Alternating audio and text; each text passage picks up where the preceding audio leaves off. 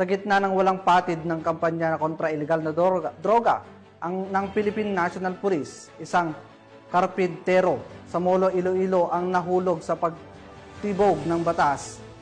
Matapos masamsam mula sa kanya ang hininalang shabu na nagkakahalaga ng mahigit 400,000 piso. Patrolwoman Charmin Balunsat sa report.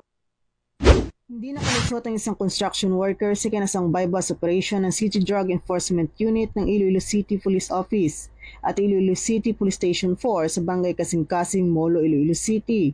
Nito lamang ay 10 ng Hulyo taong kasalukuyan. Kinilalang arestado na si alias Ryan, 47 taong gulang, isang construction worker na itala bilang high-value individual at residente ng nasabing lugar. Ayon kay Police Captain Ryan Chris Inot, hepe ng City Drug Enforcement Unit, nabilhan si alias Ryan ng isang sachet ng hinihinalang shabu.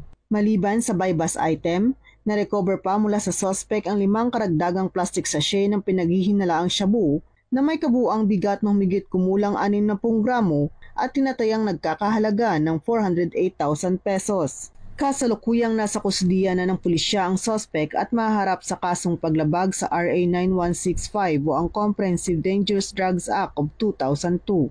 Ang matagumpay na operasyong ito ay isa lamang sa mga tagumpay ng Philippine National Police laban sa mga illegal drug personalities tungo sa mas mapayapang bagong Pilipinas.